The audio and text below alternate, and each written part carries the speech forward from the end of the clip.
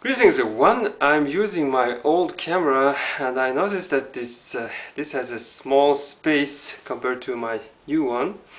Today is a special day. Today is a national holiday. Today I'm being, not busy. Today is the birth of the founding father, Genghis Khan. And some people decided that today is going to be his birthday, and today we should celebrate and have some holiday. I guess there are those who, like me, who you know what? Today I'm not working. I'm having a holiday, and I guess there are those who ignore and still working. Well, life is hard. You have to make money every day. It is because everything is expensive here in Mongolia, getting expensive, more and more expensive. Meat is gone very expensive. Electricity is expensive because our government is not doing well on constructing this, even this second the electric station. We are still using this the one was which was built in during the communism, something like that. So speaking of Genghis Genghis Khan honored this mountain and put one mountain being this more sacred than the others. It's Borkhon Haltong mountain. It is because this mountain this protected him from his enemies, and he is thankful, and he decided that he and his next generation, Wing Wit, meaning generation after generation, he will giving honor and respect and protect this mountain, something like that. So using this example, one can say that you can respect and honor something that protects life, saves life, something like that. It can be a modern medicine, science, and this new healthcare technology, etc., etc. So today I would I'm not going to talk about this mainly Genghis Khan, but I would like to mainly talk about this my previous videos. Previously I promised you in this info section that I would talk about this fly because one fly was messing around with my this video. What this fly is a symbol of. I saw a documentary where they say that a golden fly was a symbol of Egyptian army, ancient Egyptian army. It is because the fly is like restless. Is when you chase away the fly, it's come back, and this army usually acts like this. This circling around your enemy, and this something like that. But here in Mongolia, fly is sometimes a bad symbol. Sometimes there's not so this bad symbol. Imagine a creature that has this like these lips, and it usually licks your body, licks your this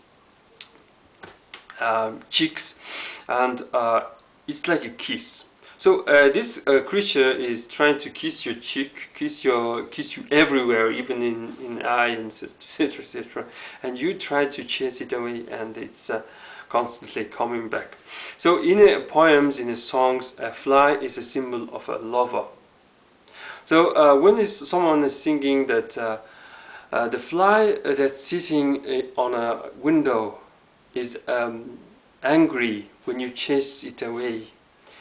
It is kind of wrong to slap someone who tells you that he loves you, something like that. Such a this songs exist in Mongolian. Fly is a symbol of a lover. It's not this husband or something like that. It's a lover, and fly is equals disease. And when there is a lot of fly, a lot of lover who is trying to like kiss you, you can expect having a disease. And it's okay to have you only one, this fly, flying around you, something like that. So fly here in Mongolia sometimes, this uh, means um, lava. So what else? Yeah, about this environment and stuff. Is it? I wonder if this camera is recording. Let me check. Yes, it is.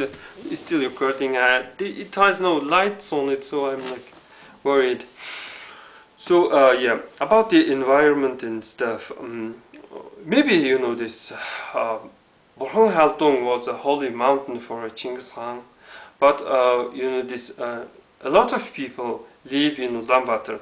For a Ulaanbaatarer, the holiest mountain should be the Bogdang mountain, the mountain that is protected by the law, etc., etc. For me, as a Ulaanbaatarer, this mountain is important. So drilling hole through this mountain sounds, for me, kind of, this wrong. So when someone, bitch about God and about morals, quite a lot of people have this tendency to listen to this person.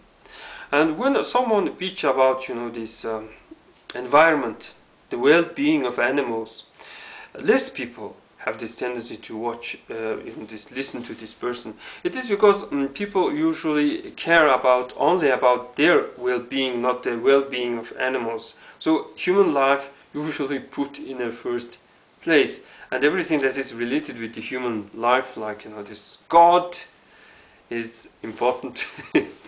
When someone mix these two stuff, environment and the God's wrath, usually people think this person is nuts, and less people have this desire to listen to this person. I must say that my grandfather was a such type of person. And he used to, bitch about, this neighboring kids were, destroyed the, bird nest, and he went there to start a quarrel, and the neighbors would say, this, crazy old man, go and educate your own children, something like that, or you don't have your right to beat our children, something like that. And he was also complaining about, these people collecting wood from the edge of a forest. He said that the edge of a forest is the holiest, this part of this forest, or in the part that you most this respect.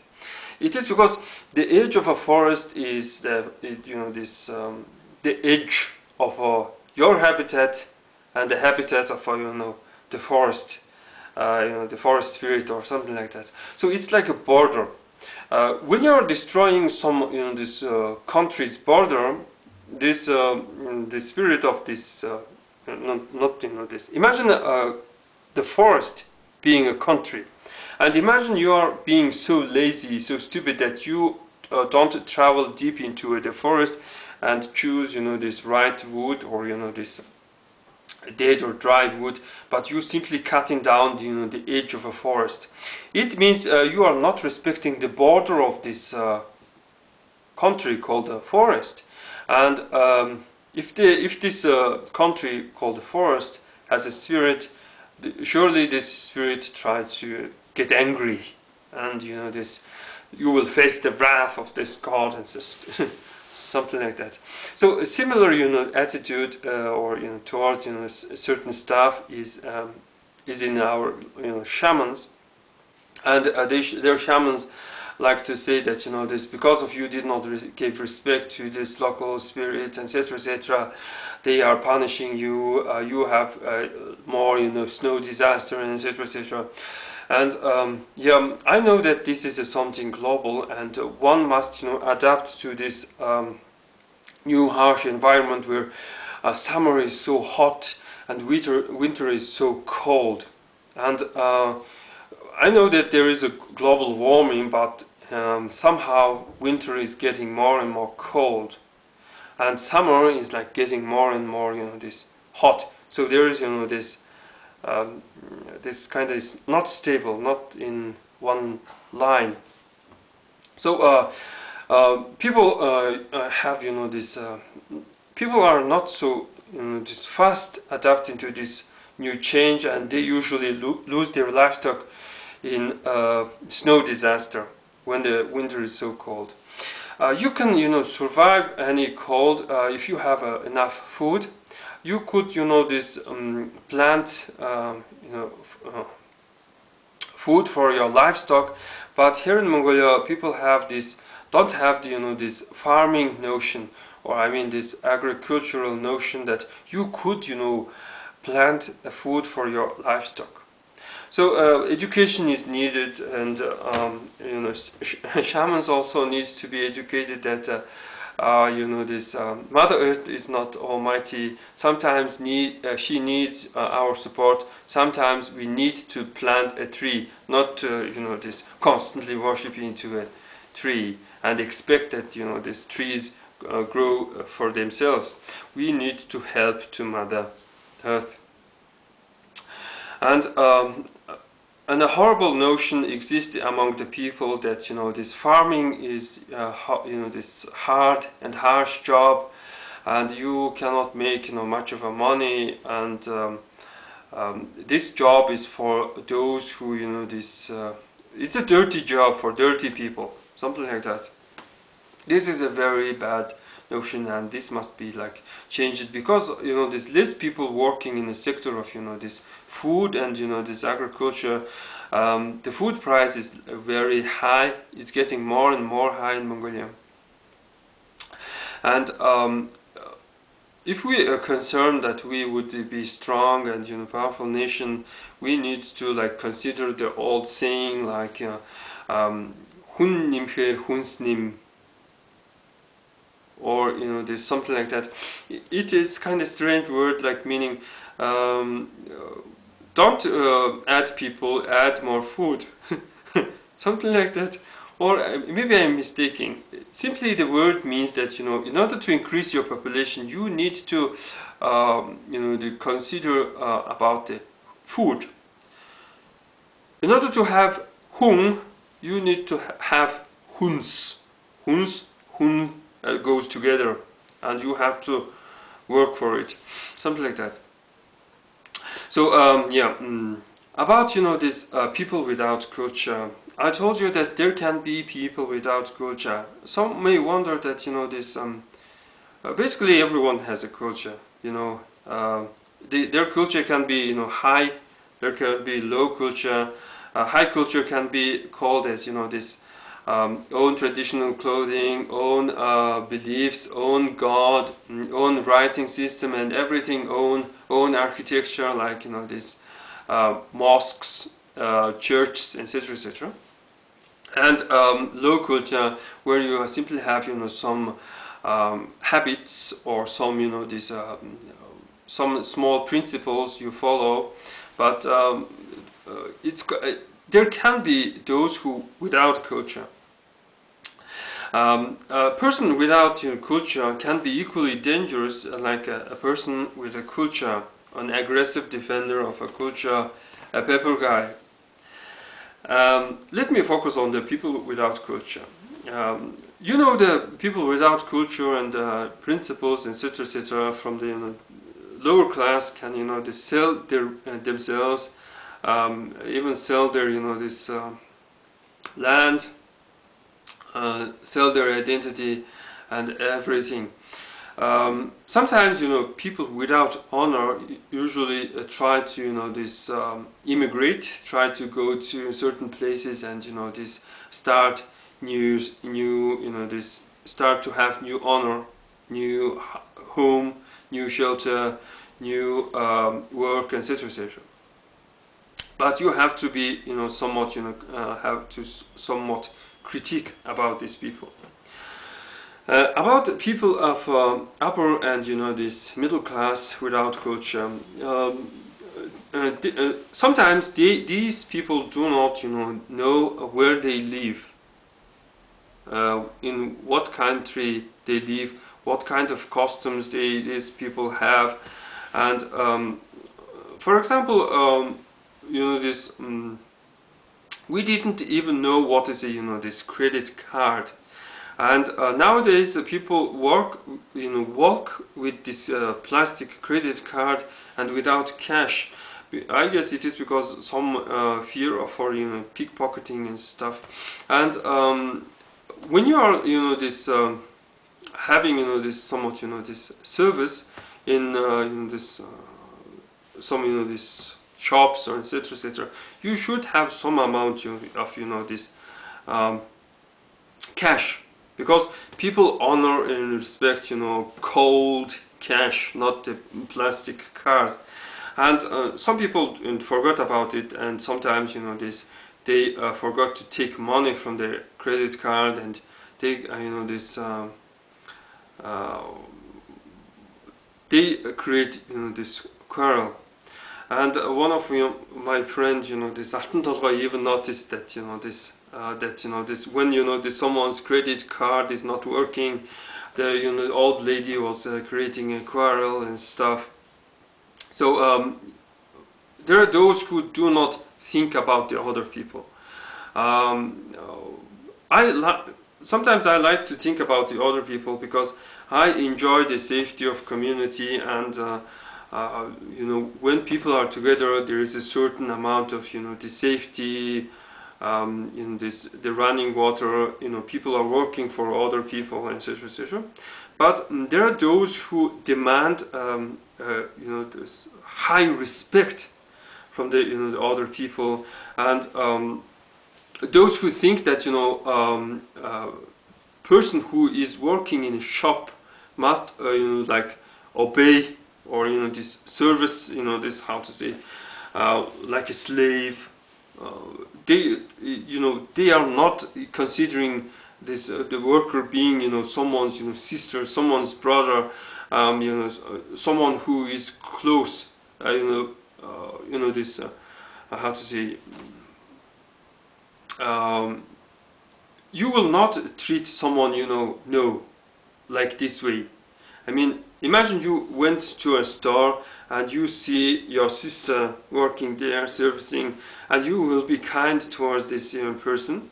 But when this population is like growing, and such a this staff is like lost, and there are those who one can call them as being uncivilized. People are this growing, and because of this such these people exist, or this such these people without culture, who do not have this connection with the locals exist, you have end up having problem with the immigration law, this strange this unfair regulations, etc., etc. I guess because of this multiculturalists, because of these people who think about this profit in somewhat international level, who do not care about own country, people without simply this person without own country. It's I guess someone who is called the multinational. A multinational, it's kind of hard to call the person being a person with a culture. So yeah, so these people have this tendency to create this trouble, and yeah, one must talk about using own experience. And I usually go this trading to Korea and China. And I often speak with my fellow tradesmen, Mongolian, and we often hear this bad this stuff that this in southern these regions, especially in Hong Kong, they have these TV shows where they show this Mongolian pickpockets, and the local population is really hating Mongolians, like. This Europeans hating some gypsies, begging gypsies and stuff like this. This some Mongolians went in foreign countries to pickpocketing, or this stealing, something like that. for me, for a person who likes to go and this have this trade with foreign countries, it's for me it's a bad, and I feel that these such a people are cheating this name and honor of my country. And when I started my video, this when I was introducing this some traditional stuff and this somewhat primitive beliefs and stuff, a lot of Mongolians had this written their comment like, you always cheat this honor of my of the country, and stop it, something like that. But I did not listen to them, and I'm still just talking and talking. So in order to solve such a problem, you need to define who has a culture, who has no culture, something like that. The person who has a culture is obviously the person who maintains the culture, who promotes the culture, who emits the culture, who creates the culture, and who this donates or this offers new things to a culture. And every culture, this I'm wearing this Western clothing. Western culture or modern culture is also a culture, but there are those who do not know how to create one of these items, how to make boots, how to make trousers, and they simply this get this stuff and wear it as like this is something that they how to say, they earned it. And I saw this YouTube video where this black immigrant is claiming that this people here in Europe are cold. They treat us like animals. I'm a human being. Europe has no democracy. Something like that. You see, democracy is not exactly a good thing. Democracy is all about, the citizens are voting what to do. If they voted that we will not allow any foreigners enter to our country, it's also a democracy, And not every human being have this, how to say, human right, because if they don't have proper education, proper this in order to this allow foreigners enter to your country, I think you have to use this old Mongolian stuff. What can you offer? What kind of skills you have? What can you craft, etc., etc. If the person is like this cannot this craft, do, or this if a person is like beggar, you do not allow such a people enter to your country, because these people do not have a culture. These people do not have something to offer. Well, my mouth is like getting tired, and well, that's pretty much for today, and thanks for watching.